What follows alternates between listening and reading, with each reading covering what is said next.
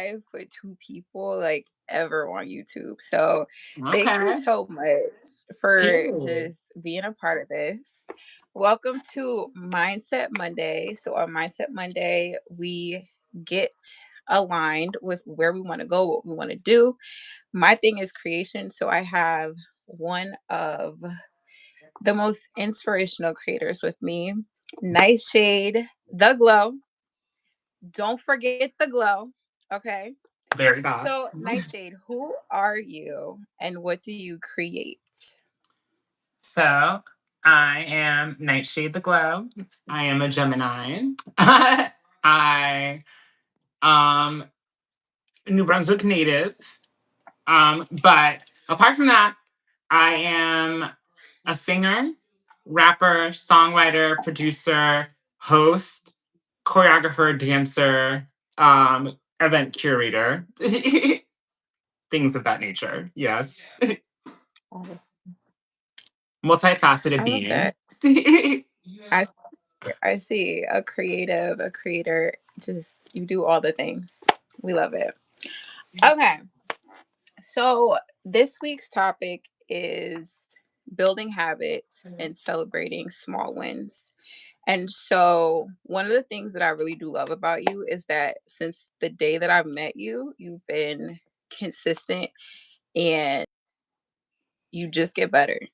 Like, your music gets better, dancing gets better. I mean, it's always been, it's always been, but I just see you just doing your thing. So, what are some habits that you can identify that kind of help you to stay consistent in your creations? I am someone who dances a lot when I am performing. So I think a really strong habit of mine that I've had since I've been dancing is making sure that I am stretching. You can't be doing throwing yourself all over the place if you're not properly stretched out, because then that's how you get hurt. Um, Secondly, I think trying to make sure that I'm bringing myself in all areas that I'm coming into, be it collaborations and things like that, because I think it get very common for someone to think, well, I have to give it a different kind of energy than my own. I have to come at this differently because it's something that's not something that I would make. But instead, it should be thinking, how can I be myself in this person's universe? Kind of thing. Like allowing Mm, yourself the space to be yourself as an artist and a creative. Um, I think also takes time to learn how to accept those little wins that you wrote a really fabulous verse for a song that you didn't think you had in you, but it feels like you and it sounds like you. So, you know? I love that. No, one thing you just said that also, dang, oh my gosh, this is why I need to take notes because you said something that literally reminded me of when I met you. But when you first started talking, I don't remember when this was, but I just remember us having a stretch session like impromptu before you had to perform one time. And yeah, like yeah. But so what has been your favorite thing that you've created so far? Um, One of my favorite things that I've created that's already out there, it's called Touch My. It's a song that me and my best friend wrote together who they unfortunately are no longer on this plane physically. But energetically I always have them around me. But it was my way of showing like an honor to that to my friend, to my brother, to my sibling, but it's also like a way of honoring our relationship because we used to make music together. So this is a song that me and Relly Mm, used to sing together all the time. Um, and it was the only way that I knew how to play tribute, if that makes any sense. I'm just like, how do I honor this person who meant so much to me? I would not be the artist that I am today without them. And anytime mhm. somebody tells me they enjoy the song, anytime that I feel like I get a round of applause after the performance, I feel like those are the flowers that I'm also retrospectively, actively giving to Relly, like, and keeping their spirit alive. I love Like, that. And it's out on all platforms, right? Touch mine. yes, it is. That one's out on all platforms. Okay. we're in a mix of switching logistically. Sometimes artists change things here and there. So I'm in a mix of changing, putting things back up and stuff. But Touch My is still on Mhm. streaming. Okay. All platforms. Yes, all platforms, Apple Music, Spotify, the whole nine. But I'm also really proud of that song because me and Relly wrote it from a place of not wanting to have any pronouns in it at all. So it's a sexy song that's meant to be a feeling that anybody can feel because we're not saying Mhm. he, her, them. Like you know, you know, let the stars fill your void, hands between my legs because you are my toy. Well, anybody can be your toy. Like, anybody can put their hands between anybody's legs. So it's just like it's open to interpretation, it's open to anyone to feel that way. Well, Okay. hi. Hi to all the people. Hi, right? All these hi just came in. They're I all was like, saying hi wait, down there. did we So have anybody in here? But it's funny because hi. remember I was literally telling you, like, I was like, I don't know about because you two, it's just be, sometimes it's zero, sometimes we get people from all over. Yeah, So like welcome hi in. Bryce, hi Jimmyon, Hey Jimmyon, and Trace. Hi everyone. Hello. Hey y'all. Welcome to Mindset Monday. If you also have any questions that you want to add into the chat, feel free to join the conversation. We are talking about building habits and celebrating small wins. And in that, do you have any habits that you have when you're like looking to create something new? And I'm particularly asking about music because I am getting into music now and Period. I'm like just learning my sound Yes. and I just really love talking to artists and musicians about their process. So what does that look like for you? Do you just like catch the vibe? Do you have so like do you what do you do? I'm not even gonna put anything on it. What do you do when you're like in the It's songwriting space? it's a different vibe for me depending on what I'm trying to achieve because there's certain things that I have written already that I just put onto an instrumental that I eventually like get my hands on. But there's certain things that I write because of the instrumental. Like Mhm. I have a collaboration song with my friend who's a DJ and producer, Wilhelmina. It's called Want It. That's also on all streaming. But that song I literally wrote from hearing the beat. Like I sat down Okay. with my notebook and paper, and I'm very like that with writing my lyrics. I think there's something cathartic about writing out your lyrics and like Okay. seeing them like in that kind of way instead of doing like electronically or notes. But I also have notes upon notes upon notes, so my notes app just lyrics. Um, I'm also Mhm. someone that like if something feels good coming out of my mouth, or like if I say something and I'm just like, ooh, I write it down. Like you never know, it might make its way someplace else. I'm someone who can also recycle with the stuff that I've already written because I can have Mhm. three different big paragraphs of something written and then eventually make one song from it. So I feel like it varies, but I feel like that kind of makes sense that I have very different means of writing a song because I'm also a Gemini. So I'm like I like different stimulation. Certain things might inspire me differently. Okay. Jamie on. Hi. Sorry, mispronounced Jamie, your that name. sounds like a epic artist name. Oh no, it just reminds me of Jameson the drink. Period. And I love Jameson. I But need to drink that for today. no, I think it's different because I know some people who write stuff only purely to their instrumentals kind of thing. Mm-hmm. But I think it's also because I have more of like a poetry background when it comes to writing. So I don't always write stuff with a context of thinking like song format. I almost just Mm-hmm. like write things down to get a feeling,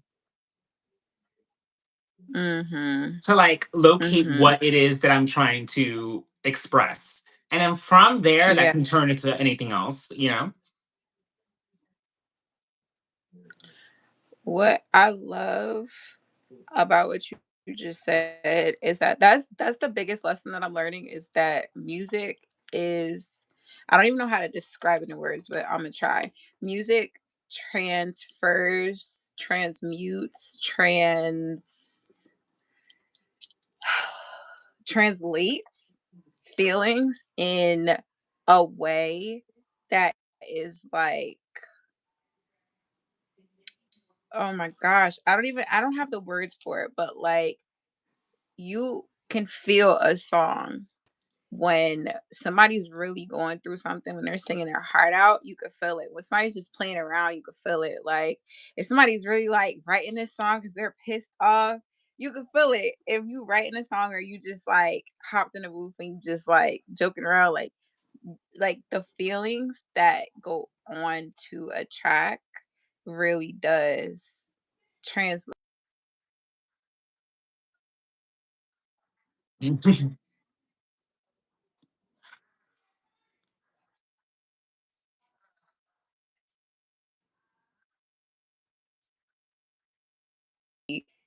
contributing to that sound.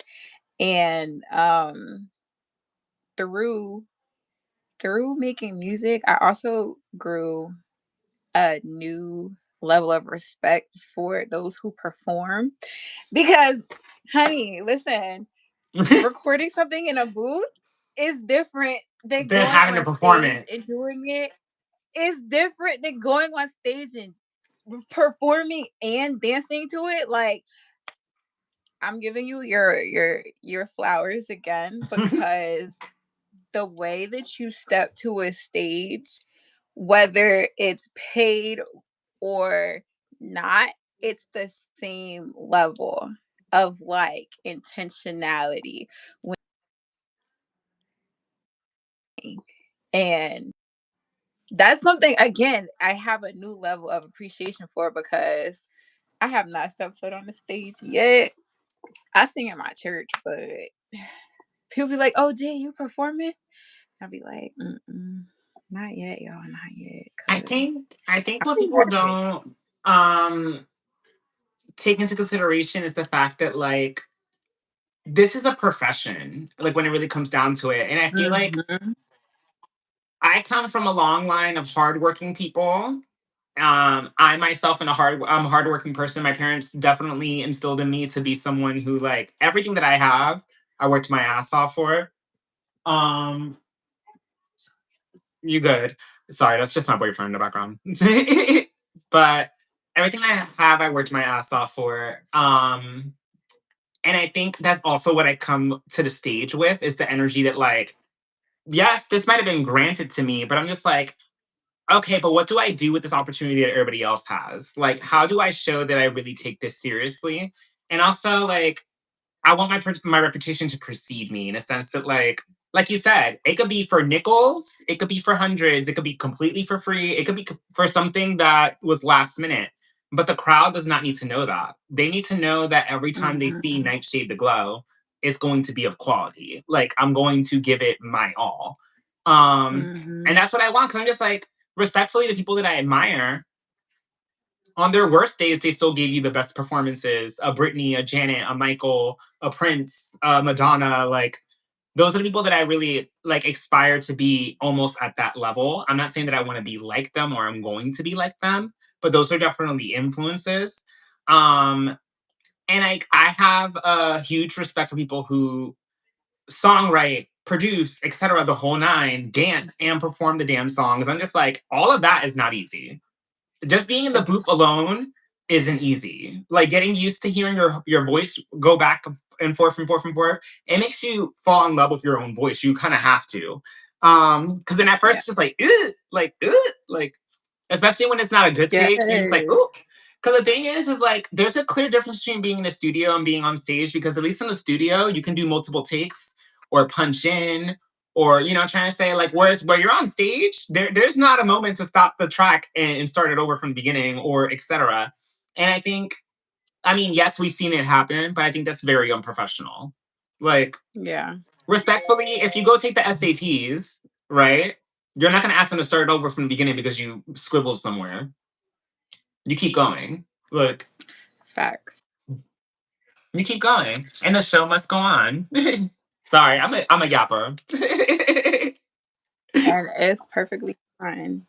Okay, so dang, I said I had three questions for you and I'm on like five, but I'm It's enjoying okay. this. The last question that I had written out was what is your favorite way to celebrate yourself? Or you know what? Okay, splitting that into two. So like, what did you do the last time that you did celebrate yourself? And what was it for? So the last time that I celebrated myself is that I recently had upward movement in my financial day job moment. So my little job is cute. I call it my day job because anything that I do that's not making music is not my real job, point blank. But Yeah. I went out and I danced and I had a really good time. It was a really good time, a long time before like I like went out and had fun and just shook ass just to shake ass. So I'm just like, Had a night. um, but I feel like in that moment, that's how I celebrated. I think in a lot of different moments, like it's very personal to me to get like my final revisions and my masters of my songs before I'm able to I'm going to release them on streaming for everybody else to hear. And it's always an emotional time for me. And I think in a weird way, I celebrate those moments by having a joyful cry, like a joyful release of emotion. And I think, that is Yeah. also maybe not the most like the way that people would think that you would be celebrating like popping bottles or whatever. But I'm just like, no, that's a way that I celebrate because I'm so proud of myself that I'm just overcome with emotion. That something that I had in my mind is now Yeah. out there or like can be out there. So, Yeah. but Thank you of course. for answering. Thank you for being a part. I know already I want to do this again. Um, because one, our peoples are definitely on Instagram, but also I have another topic in mind that not the one we talked about. Oh my gosh, I have so many things for this, and you've literally been on my mind. We're gonna No, have to for real, sit you've down been in on my person. mind. No, literally, because like you've literally been on my mind for so many different things. And so I was so happy to see that you agreed to come live with me. Um, yeah. So I'm not gonna prolong this because it's for YouTube, and we could You can't make kiki things too on long on here or Instagram. something. What happened? You can't make things too long on here or something. Yeah, Eh. yeah. No, I don't know. Honestly, I'm still getting used to the YouTube live, and the only reason I started doing it was because I literally had a YouTube channel for since like 2017, 2018, and one of my goals was to grow the channel, and I got in my head and then I just stopped. So the end of August, I turned 30, guys. I turned Period. 30 Welcome and to I the was like, club. uh, thank you, thank you. I was like, yeah, I need to 30's not do what I old. said that I'm gonna do. No, I mean, it's It's not not. old. I think it It's just for me older. it represented it is. It represented like a ending of an era. So like fun fact. So I was telling you about my eyes, right? So I have an eye condition and my grandmother has the same one. And they told her that or I was told that she was blind since she was 30. So like I think my whole 20s I was trying to put myself into a position where I would be like content being blind at 30. I'm not blind. I'm not blind. Knock on wood, girl. And I still have a lot of life to live. So like getting to 30 kind of represented like I did not get to where I wanted to go, but I still have the time, space, and opportunity to keep going and getting there. So like yeah, so YouTube came back around and I was like, okay, I really want to figure this out. I want to learn how to grow it. And here we are. Well, I was gonna So ask you anyway, actually. I'm yapping. I was gonna ask you actually. I'm just like, Yeah, did what's you up? feel like a weight of like things that you no longer care about anymore now that you've reached the age of 30? I'm just like, literally, once you hit that threshold, you're just like, girl, why was I worrying about half this shit? Because, like, really? No, literally.